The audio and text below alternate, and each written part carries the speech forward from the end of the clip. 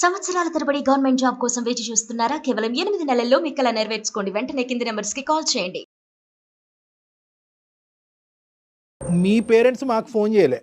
Okay. మీ parents నిన్ను అడిగి వాళ్ళు అలిసిపోయి వయసు వచ్చినటువంటి ఆడబిడ్డకి పెళ్లి చేసుకోవాలనేటటువంటి కోరిక, తపన ప్రతి తల్లిదండ్రులకు ఉంటుంది. ఆ తపనతో ఏంటంటే నీకు చెప్పలేక ఆ అమ్మాయికి చెప్పి, ఆ అమ్మాయి చెప్పలేక ఆ అమ్మాయి మా చేత చెప్పిస్తుంది. సో ఇప్పుడు నా ప్రశ్న ఏంటంటేనమ్మా, ఎందుచేత ఇప్పుడు అంటే పెళ్ళి అంటేనే ఇష్టం లేదా? లేదంటే పెళ్లి గురించి నీకు ఎటువంటి అభిప్రాయం ఉంది? ఎందుకు నువ్వు పెళ్ళి వద్దనుకుంటున్నావు? నీ మనసులో ఎవరైనా ఉన్నారా? అదేం లేదు సార్. నాకు పెళ్ళైతే వద్దు సార్. పెళ్లి మీద నాకు ఇంట్రెస్టే లేదు సార్. కారణం ఏంటమ్మా? మీ అభిప్రాయాన్ని మేము గౌరవిస్తాం. అందరికీ పెళ్లి అంటే కారణం నచ్చాలని ఏం అనేది లేదు. ఏం లేదు సార్. పెళ్ళంటే నాకైతే ఇష్టం లేదు సార్, అంతే. అంటే దానికి ఒక రీజన్ ఉంటుంది కదమ్మా. నేను పెళ్లి చేసుకోకూడదు అని అనుకోవటానికి నువ్వు ఏదైనా చూసుండొచ్చు, ఎక్కడైనా గమనించుండొచ్చు, ఏదైనా బాధపడి ఉండొచ్చు. ఇదివరకు మనం మాట్లాడుకుని చాలా సందర్భాల్లో మాట్లాడుకున్న మనసులో ఎవరో దాగున్నారు, అతన్ని అయితే పెళ్లి చేసుకుంటాను కాబట్టి ఈ పెళ్లి వద్దంటాను. ఆ కాన్సెప్ట్ నాకు వినిపించట్లేదమ్మా. ఇక్కడ ఏంటంటే బహుశా శ్రీదేవి ఏదో చెప్పవలసింది మనసులో దాగుంది, కానీ అది చెప్పలేనటువంటి పరిస్థితిలో ఉన్నట్టు అనిపిస్తుంది.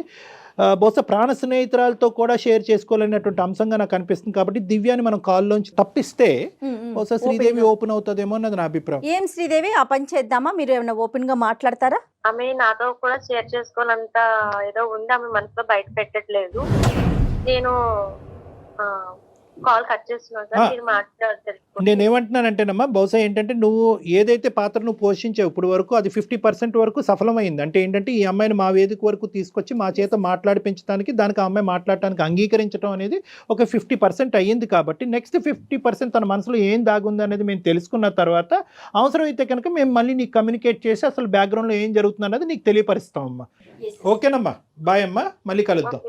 ఈ పద్ధతిలో కూడా మాట్లాడకూడదేమో, ఏదన్నా 4 వాల్స్ మధ్యన ఒక క్లినికల్ రూమ్లో మాట్లాడేటటువంటి అంశంగా నాకు అనిపిస్తుంది. కానీ ఈరోజు ఏంటంటే బహుశా ఈ అవకాశం మళ్ళీ రాదేమో అనేటటువంటి ఉద్దేశంతో మళ్ళీ నువ్వు మాకు అంగీకరించకపోవచ్చు, రావచ్చు, రాకపోవచ్చు, ఇలాంటి రకరకాల ప్రాబిలిటీస్ ఉన్నాయి. కాబట్టి ఇది కాన్ఫిడెన్షియల్ డిస్కషన్ కాబట్టి నువ్వు నీ పేరు వరకే బయటకు వచ్చింది. నువ్వు ఎవరు, ఏంటి, ఎక్కడ అనే పూర్వాపరాలు తెలియవు. కాబట్టి ఇప్పుడు దివ్య కూడా కాల్లోంచి కట్ అయింది. కాబట్టి నువ్వు ఫ్రీగా మాతో మాట్లాడాలని నా కోరికమ్మ. తప్పకుండా సార్. కాకపోతే నేను మీ విషయం నేను ఒప్పుకుంటాను సార్. మీరు ఇంతవరకు ఏమేమి మాట్లాడారో అన్నిటికీ నేను ఒప్పుకుంటాను. కానీ నేను మాత్రం పెళ్లి చేసుకోవడానికి మాత్రం సిద్ధంగా లేను సార్. నాకు నా జీవితంలో జరిగింది చాలా అంటే చాలా, చిన్నప్పటి నుంచి ఇప్పటిదాకా చాలా ఏగాను సార్. మగవాళ్ళంటేనే అబ్బా అనిపించేటట్టు ఉంది సార్. వద్దు సార్, నాకు పెళ్లి అయితే వద్దు. వద్దులేనా? వద్దు. ఇప్పుడు నేను ఇందాక ఒక మాట చెప్పాను కదమ్మా, ప్రైమరీ పాయింట్. ఆ అమ్మాయి ఏదో మనకు ఫోన్ చేసింది, ఆ అమ్మాయిని ఏమో వచ్చి తల్లిదండ్రులు ఈ అమ్మాయిని రాయబారం పంపించడం వల్ల నీ చేత పెళ్లికి ఒప్పించుకోవటం అనేది కంకణం కట్టుకోలేదు మేము. కారణాలు చెప్తే కనుక కొద్దిగా మనుషులు అనేటటువంటిది వాళ్ళు చల్లబడతారు. ఓహో, ఇంత జరగటం వల్ల ఈ అమ్మాయి ఇటువంటి నిర్ణయం తీసుకుంది అనేటటువంటిది నువ్వు చెప్పలేకపోతున్నావు. వాళ్ళకి అర్థమయ్యేటటువంటి పద్ధతిలో అది కూడా నువ్వు ఒప్పుకుంటే కనుక ఇది రివీల్ చేయొచ్చు, ఈ విధంగా మా తల్లిదండ్రులతో నా ఫ్రెండ్తో మాట్లాడచ్చు, నువ్వు పర్మిషన్ ఇస్తే కనుక నీ కాన్ఫిడెన్షియాలిటీ అనేది మేము బ్రీచ్ చేసి వాళ్ళకి చెప్పడం జరుగుతుంది. దాన్ని బట్టి తర్వాత పెళ్లికి నువ్వు అంగీకరిస్తావా, వాళ్ళు పెళ్లి గురించి వాళ్ళు ప్రెషర్ పెడతారా లేదా అనేది తర్వాత చూద్దాం. చిన్నప్పటి నుంచి ఇప్పటిదాకా సార్ నేను ఏ వర్క్ షేర్ చేసుకోలేదు మా ఇంట్లో వాళ్ళతో, కానీ ఇప్పుడు నాతో మాట్లాడిన నా ఫ్రెండ్ తో కానీ కూడా నేను షేర్ చేసుకోలేదు సార్. అంత బాధను అనుభవించి ఇప్పటిదాకా వచ్చాను సార్. నా చిన్నప్పుడు సార్ నాకు ఒక 12 ఏళ్ళు ఉంటాయేమో. అప్పుడు నా ఇంటి పక్కన ఒక అంకుల్ ఉండేవాడు. ఆ అంకుల్ తో మాడుకునే వాళ్ళు, నార్మల్ గా పిలిచేవాడు. తను నన్ను ముట్టుకోవడం, ప్రైవేట్ క్లాస్ లో ముట్టుకోవడం, అది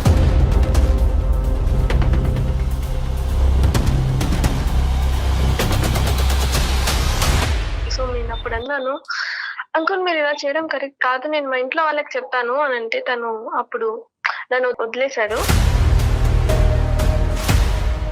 తర్వాత ఇంటర్లో ఏంటంటే చదువుకునే వాళ్ళం, అందరూ ఉండేవాళ్ళం. కానీ మా సార్ మాత్రం నా వెంట పడి అది ఇది మాట్లాడడం కానీ, మా సార్ని తలుచుకుంటే తన గురించి చెప్పాలంటే నాకు ఏదన్నా ఉంది సార్. ఎక్కడ పడితే అక్కడ టచ్ చేసేవాడు, ఏది పడితే చేసేవాడు, ఎట్లా పడితే అట్లా మాట్లాడేవాళ్ళు. చాలా అంటే చాలా మాట్లాడేవాడు సార్. నేను అసలు దానికి ఆన్సర్ ఇవ్వలేక మళ్ళీ ఎక్కడ నా చదువు డిస్టర్బ్ అవుతుందో నేను ఏమని దాన్ని కాదు సార్. చెప్పలేదమ్మా ఎప్పుడు కూడా? శ్రీదేవి ఎవరికి చెప్పలేదా నువ్వు? లేదు, మేము ఎవరికి చెప్పలేకపోయాను ఆ సిచ్యువేషన్. నేను ఎవరికి చెప్పుకోగలను సరే, నేను అందరు ముందర బ్యాడ్ అవుతానేమో, అది. నువ్వు చనిపోయకపోతే వేరే వాళ్ళు ఎందుకు నీ దగ్గరకు వస్తారు అని నా టాపిక్ వస్తదేమో అని నేను ఎవరికి కాదు నాన్న, చెప్పుకోలేను ఫ్రెండ్స్ సార్. కానీ పోనీ కదమ్మా, ఇంట్లో సపోర్టివ్ అట్మాస్ఫియర్ ఏనమ్మా? ఇంట్లో అంటే అమ్మ నాన్న అర్థం చేసుకునే వాతావరణం ఏనా మీ ఇంట్లో? సార్ ఇంట్లో వాళ్ళు చెప్తే అర్థం చేసుకున్నారంటే మీ దాకా రాదేమో సార్ ఇప్పుడు ఈ సిచ్యువేషన్ నాకు తెలిసి. మా ఇంట్లో వాళ్ళు అసలు మా డాడీ ఒక డ్రింకర్ సార్.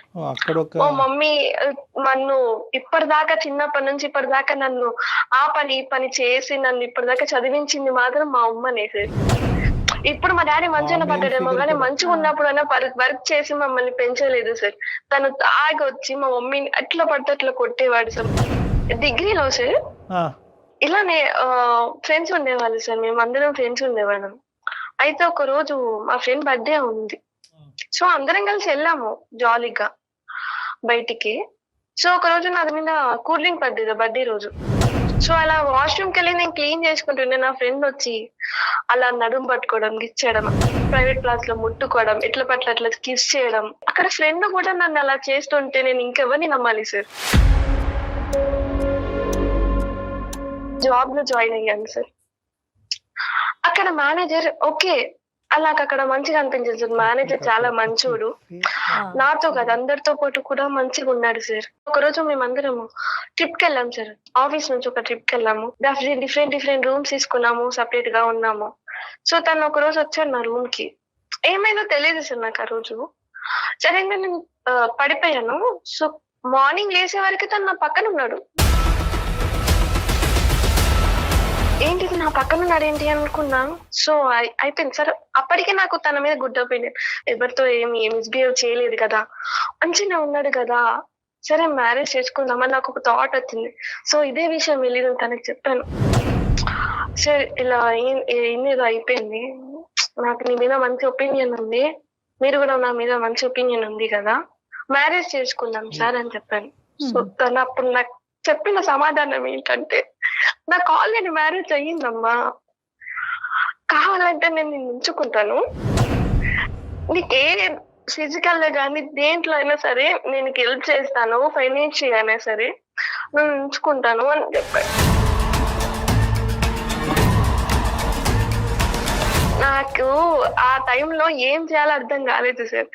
తనని ఇంకా కొట్టేసి అటు నుంచి వెళ్ళిపోయాను సార్. ఇంకా జాబ్ మానేశాను, అన్ని మానేశాను, ఇంట్లో ఉన్నాను. డిప్రెషన్ లో ఉన్న టైంలో అసలు మా ఇంటి ముందు ఉండే ముసలోడు కూడా నన్ను అడ్వాంటేజ్ చేసి తీసుకున్నాడు సార్. అసలు నేను ఇవ్వని నమ్మాలి సార్. ఈ ప్రపంచంలో అసలు అబ్బాయిలు ఇలా ఉంటారా ఏం చెప్పలేకపోతున్నాను సార్. ఆ టైం వరకు ముసలోడు చిన్నప్పటి నుంచి ఇప్పటిదాకా బాధపడుతున్నా, నాలో నేను కుమిలిపోతున్నాను సార్. చెప్పండి సార్, ఏం చేయమంటారు నన్ను? చెప్పడానికి మాటలు కూడా సరిపోవమ్మా. ఎందుకంటే ఒక ఆడపిల్ల బహుశా నేనైతే మాత్రము ఇటువంటి అబ్యూజ్ని డెత్తో కంపేర్ చేస్తానమ్మా. డెత్ అంటే మానసికంగా చనిపోవటంతో కంపేర్ చేస్తాను. అంటే అందులో most difficult face for you. అన్ని ఫేసెస్ డిఫికల్టే, ఓకే, ఏది నువ్వు ఇంటర్మీడియట్లో కానీ 10th కానీ ప్రతి ఫేసు డిఫికల్టే. కానీ ఊహ తెలియనటువంటి ఒక ఫేస్ ఉంది చూడు, ఆ 12 సంవత్సరాల వయసు అప్పుడు ఆ ఫేసు, ఆ దుర్మార్గుడు ఎవడైతే కనుక నీతో ఆటపాట అనుకుంటూ చండాలంగా ప్రవర్తించినటువంటి చూడండి, అది అన్నిటికంటే అతి భయంకరమైనటువంటి సంక్షోభం అమ్మ. మిగతా చోట్ల ఎంతో కొద్ది గొప్ప నీకు ఊహ తెలుసు, ఒక ఆలోచన ఉంది, ఒక జడ్జిమెంట్ ఉంది, ఒక మనిషి నుంచి ఒక వాతావరణం నుంచి బయటపడేటటువంటి దానికి ఒక అవకాశం ఉంది. బహుశా ఇప్పుడు నిన్ను ఇవన్నీ చెప్పిన తర్వాత అయినా పర్లేదమ్మా, నీకు మంచి మొగుడు వస్తాడు, నువ్వు పెళ్లి చేసేసుకో అమ్మా, అని నిన్ను పువ్వుల్లో పెట్టి చూసుకుంటాడు, మీ అయ్యలాగా ఉండడు, నువ్వు చూసినటువంటి మిగతా నలుగురు మగాళ్ళలాగా ఉండడు అని చెప్పడానికి నాకు ధైర్యం సరిపోవట్లే. నిజంగా నేను చెప్తున్నాను కదా, నాకు ధైర్యం సరిపోవట్లేదు. ఎందుకంటే ఈ వాస్తవాలను అన్నీ కూడా జీర్ణించుకుని ఈరోజు నువ్వు బయటపడి ఈరోజు మనసు విప్పి మాతో మాట్లాడుతున్నావు చూడు, అది చాలు, అది చాలమ్మా. ఎందుకంటే కనుక ఈరోజు నువ్వు ఆ బాధ నుంచి నిన్ను సేద తీర్చి బయటకు వేయగలిగితే కనుక నీ మనసులో ఉండేటటువంటి బాధను తీసి నిన్ను ఒక మనిషిలాగా నిన్ను బయట ప్రపంచంలో ఒక నమ్మకంగా, ఎందుకంటే ఈ సమాజంలో ఉంది మగవాళ్ళు ఆడవాళ్ళు, ఇటువంటి సమాజంలో మగవాళ్ళని చేదరించుకుంటూ అసహించుకుంటూ నీ జీవితాంతం ఇంకా రానున్న రోజుల నుంచి ఒక 70-80 సంవత్సరాల పాటు నువ్వు ప్రయాణం చేయటం అనేది ఇలా అసహించుకుంటూ చేదరించుకుంటూ ఎంతకాలం బతుకుతావు అనేది నాకు అర్థం కావట్లేదు. మగవాళ్ళు లేనటువంటి ప్రపంచాన్ని మేము సృష్టించలేము, అది ఊహించుకోవటం కూడా కష్టం, అది చేయలేనటువంటి ఒక అంశం. ఒక 5-6 ఒక ప్రస్తావన తీసుకొచ్చావు, ఇంక్లూడింగ్ యువర్ ఫాదర్. వీళ్ళేనా నువ్వు చూసినటువంటి మగవాళ్ళు? వేరే మగవాళ్ళని ఎవరిని చూడలేదా నువ్వు?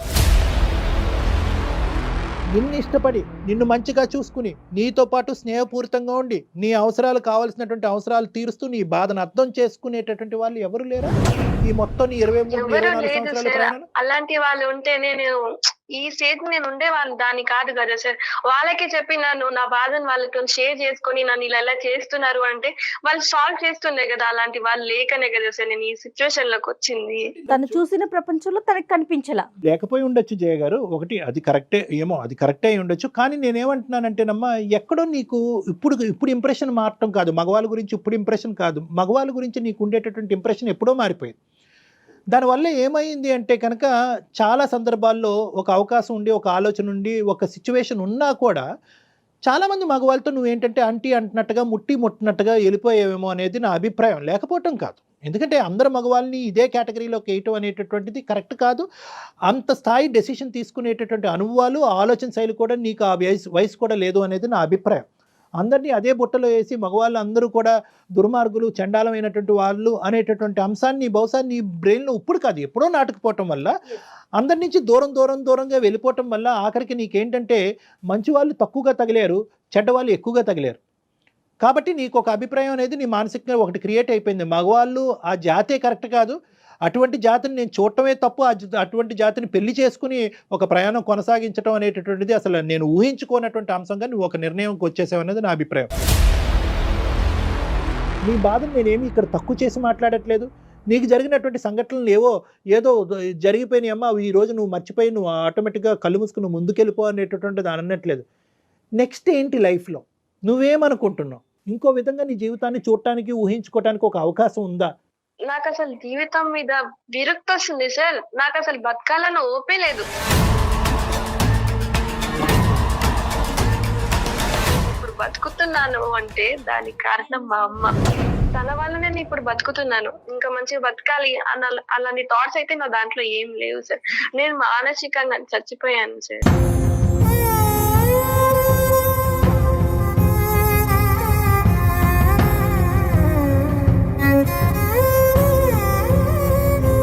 కొంతమంది నా అనేటటువంటి వాళ్ళను నమ్మినటువంటి కొంతమంది మనుషులతో ఖచ్చితంగా అన్ని అంశాలు చెప్పుకోవచ్చమ్మా, అందులో తప్పులేదు. చెప్తే లాభం ఏంటి డాక్టర్ గారు అంటే కనుక చెప్పటంలోనే చాలా వరకు బాధ తరిగిపోతుందమ్మా, చెప్పటంలోనే బాధ తరిగిపోతుంది. నెంబర్ 1. నెంబర్ 2 ఏంటంటే తెలియనటువంటి వయసులో ఇటువంటి సంఘటనలు జరిగినప్పుడు అది ఏంటో అర్థం కానటువంటి పరిస్థితిలో ఎవరికి మనసు ఇప్పి చెప్పుకోలేం. కానీ ఎప్పుడైతే ఇంటర్మీడియట్ వరకు వచ్చావో, ఎప్పుడైతే ఒక ట్యూషన్ సారో లేదంటే క్లాస్లో మాస్టరో ఒక విపరీతంగా నీతో ప్రవర్తించడం మొదలుపెట్టాడో, అప్పుడైనా కూడా అమ్మకో లేదంటే మీ కజిన్స్కో, ఒక అక్కకో, ఒక తల్లి అన్నయ్యకో, ఒక తమ్ముడికో, ఎవరికో ఒకరికి చెప్పుకోవచ్చు.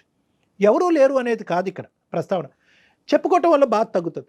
రెండోది ఏంటంటే కనుక నెక్స్ట్ టైం ఇటువంటి సందర్భం వచ్చినప్పుడు నువ్వు ఎలా జాగ్రత్త పడాలి, అటువంటి మనుషులు ఒకప్పుడు ఒక బౌండరీ దాటి ఆ విధంగా ప్రవర్తిస్తే కనుక వాళ్ళ మీద ఎటువంటి యాక్షన్ తీసుకోవాలి అని చెప్పేటటువంటి నాదులు లేకపోలేదమ్మా, ఉన్నారు.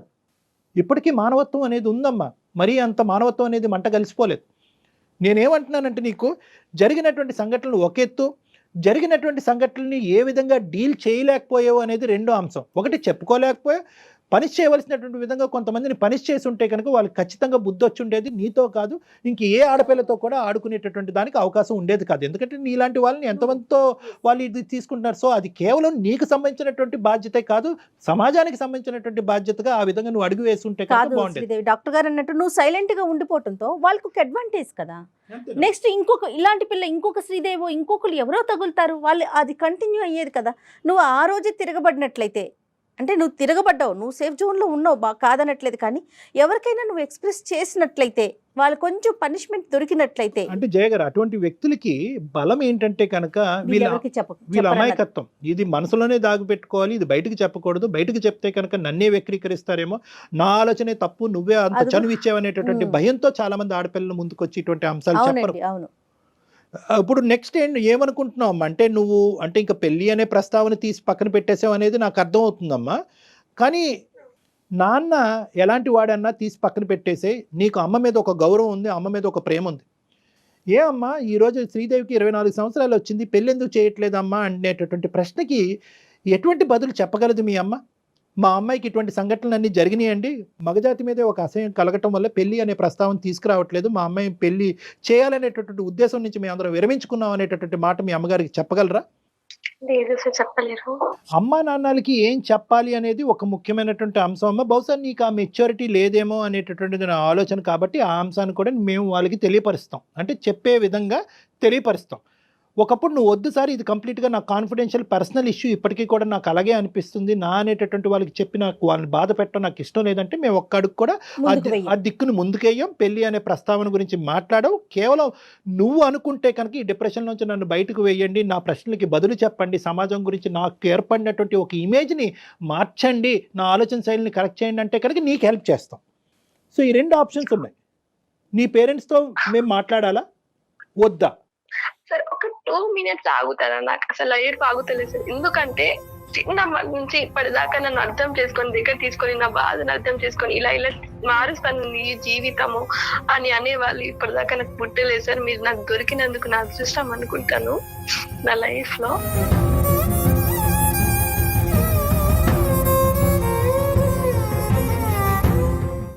అమ్మ టేక్ యూర్ టైం అమ్మ, నేనేమి పుష్ చేయట్లేదు, ఎటువంటి అంశంలో నేను ముందుకు తొయ్యట్లేదు. ఇప్పటి వరకు నువ్వు ఈ సబ్జెక్ట్ మీద ఎప్పుడు ఆలోచించలేదు, చెప్పుకోలేదు కదా. ఆ బాధ తను చెప్పేసరికి మనసు తేలిక పడి ఉంటుంది.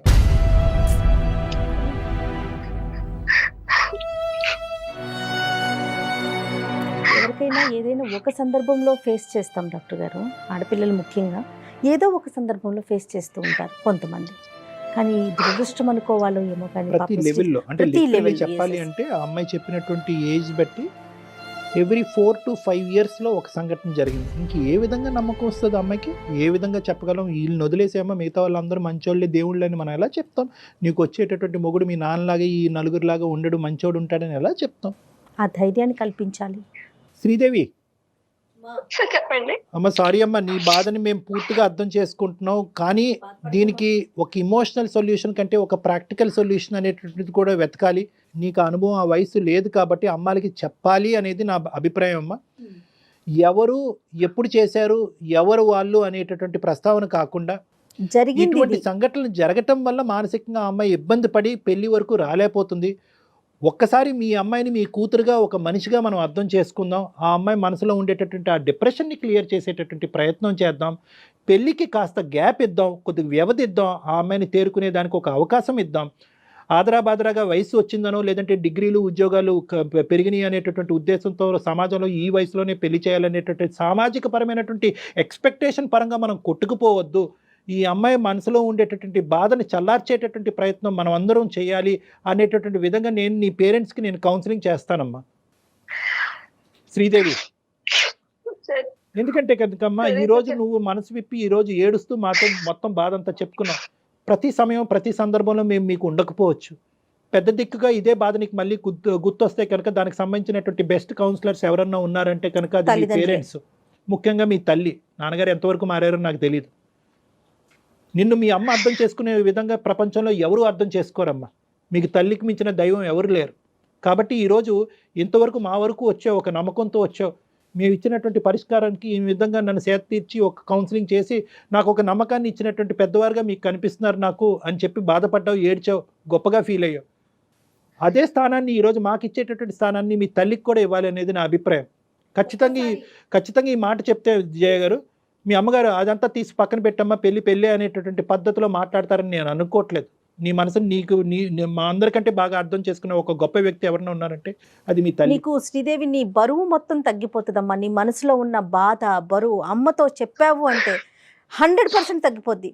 పెళ్ళి అనేది తర్వాత నెక్స్ట్ అది ఇప్పుడు వద్దమ్మా, ప్రస్తావన వద్దు. ఫస్ట్ నీకు కావాల్సింది ఏంటంటే ఓదార్పు, బాధ తీరాలి అన్న ఒక ధైర్యం, ఒక నమ్మకం. తర్వాత ఏంటంటేనమ్మా లాస్ట్లో వచ్చేటటువంటిది ఏంటంటే కనుక నువ్వు నా ఎదురుగుంటా కూర్చుంటే కనుక నేను చెప్పేటటువంటి కొన్ని ఎగ్జాంపుల్స్ బట్టి, నేను చెప్పేటటువంటి కొన్ని ఇన్పుట్స్ బట్టి ఇటువంటి సంఘటనలు ఎంత ఫ్రీక్వెంట్గా సొసైటీలో జరుగుతున్నాయి, ఆడపిల్లలు ముందొచ్చి ఏ విధంగా గొంతిప్పి మాట్లాడాలి, సమయస్ఫూర్తితో ఒక ఆలోచన శైలితో అందరినీ అపనమ్మకంతో చూడకుండా కొంతమందిని నమ్మి ముందుకొచ్చి మనసు విప్పి ఎలా మాట్లాడాలనేటటువంటి అంశం ఒకటి తెలుస్తుంది.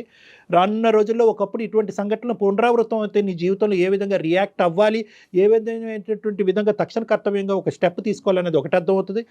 రెండోది ఏంటంటే కనుక మరీ ఒక మగజాతినే కంప్లీట్గా నీ జీవితాల నుంచి డిలీట్ చేసేసి ఆ జాతికి ఎటువంటి రోలు లేదు, అటువంటి వ్యక్తులతో నాకు ఎటువంటి సంబంధం లేదు అనేటటువంటి అపనమ్మకం ఏదైతే నీ మనసులో క్రియేట్ అయిందో అందులో నమ్మకం కుదిరేటటువంటి విధంగా నేను కొన్ని ఎగ్జాంపుల్స్ కొన్ని ఇన్ఫర్మేషన్ నీ బ్రెయిన్లో పెడతానమ్మా. దాన్ని బట్టి నెక్స్ట్ ఫేజ్లో పెళ్లి చేసుకుంటావు లేదా అన్నది ఒకసారి ఆలోచించు. ఎస్, అయితే కళ్యాణ్ గారు తనకి ఇమీడియట్గా తన మనసులో ఇప్పుడు ఏదైతే మగజాతి అంతా ఇంతే అనే ఒక ఆలోచనకు తను వచ్చిందో ఇమీడియట్గా పోదండి. మీరు కొన్ని రోజుల పాటు తనతో మాట్లాడాలి, కొన్ని సెషన్స్ తీసుకోవాలి. ఎందుకంటే గాయపడిన హృదయం కదా, చిన్నప్పుడు అది కూడా చిన్నప్పుడు ఏమి తెలియని వయసులో కదా. శ్రీదేవి డాక్టర్ గారు చెప్పింది ఒకసారి ఆలకించమ్మ, ఒక్కసారి అమ్మతో మాట్లాడదాం, తర్వాత నువ్వు ఒకసారి డాక్టర్ గారిని కలుద్దు గాని. తప్పకుండా సార్, తప్పకుండా మాట్లాడండి. ప్రతి ఆడపిల్ల ఆలోచించవలసిన అంశం ఏంటంటే ఇది నేను చెప్పకపోవటం వల్ల, ఇది బహిర్గతం చేసి ఒక యాక్షన్ తీసుకోకపోవటం వల్ల నేను సేఫ్ అవుతానని అనుకోవద్దు. ఎందుకంటే కనుక ఈ క్రూరులు, ఈ మూర్ఖులు, ఈ విధ్వంసకరమైనటువంటి ఆలోచన శైలి కలిగేటటువంటి వాళ్ళు వీళ్ళని పీడోఫైల్స్ అంటారు, లేదంటే అబ్యూజర్స్ అంటూ ఉంటారు. వీళ్ళు చాలా డేంజరస్ సొసైటీ. మీరందరూ ఆడపిల్లలందరూ కంకణం కట్టుకుంటేనే వీళ్ళని బహిర్గతం చేసి సమాజంలో వీళ్ళని శిక్షించేటటువంటి విధంగా మీరు ముందుకెళ్ళచ్చు. ఇది కేవలం నీ వరకు చేసుకునేటటువంటిది ఒకటే కాదు, నువ్వు అందరినీ తట్టి లేపేటటువంటి ఒక కార్యక్రమం కింద ఈరోజు మనం ఎపిసోడ్ మిగలాలి అని అంటున్నాం. భయపడద్దు. వాళ్ళు ఎన్ని బ్లాక్మెయిల్ చేసినా, ఎన్ని పద్ధతులకు, ఎన్ని విధాలుగా మాట్లాడినా మీరు భయపడద్దు, ముందుకు రండి. ఎందుకంటే సమాజంలో మంచితనం అనేటటువంటిది ఉంది, సమాజంలో ఒక న్యాయం అనేటటువంటిది ఉంది. ఇలాంటి వాళ్ళని శిక్ష పడేటటువంటి పద్ధతులు, మార్గాలు ఉన్నాయి. అన్లెస్ అండ్ అంటిల్ మీరు గొంతిప్పి మాట్లాడేంత వరకు ఇవన్నీ ముందుకు రావడానికి అవకాశం లేదు. అర్థమైందమ్మా? తప్పకుండా సార్. నువ్వు ఓపెన్ గా మాట్లాడావు, ఒకసారి డాక్టర్ గారిని కలుద్దు గాని, ఓకేనా? ధైర్యంగా ఉండు. దివ్యతో కూడా ఒక రెండు మాటలు చెప్తామమ్మా. అమ్మ దివ్యతో కూడా, ఎందుకంటే అమ్మాయి మనకి ఎంతో ఒక ఆశతో, ఒక కోరికతో, ఒక మంచి ఆలోచన, అభిప్రాయంతో ఈరోజు మాకు ఫోన్ కలిపింది కాబట్టి దివ్యతో కూడా మేము ఒక రెండు మాటలు చెప్తాము. ఎందుకంటే ఆ అమ్మాయి యొక్క సపోర్ట్ సేమ్ ఏజ్ గ్రూప్ కాబట్టి ఆ అమ్మాయి యొక్క సపోర్ట్ కూడా నీకు లైఫ్లో చాలా ఇంపార్టెంట్. ఆ అమ్మాయికి కూడా ఇవి రెండు మాటలు చెప్తాను నీ పర్మిషన్తో. ఓకేనమ్మా? Okay sir. రైట్, ఓకే అమ్మా. మళ్ళీ కలుద్దాం క్లినిక్లో. అమ్మానంతో పాటు అమ్మానంతో నేను మాట్లాడతాను, ఫోన్ చేసి మాట్లాడతాను అమ్మానంతో పాటు కలిసి మీరు అందరూ కలిపి నా దగ్గరికి వద్దిరిగా నా క్లినిక్కి. ఓకేనమ్మా? తప్పకుండా sir. Okay okay sir. Right.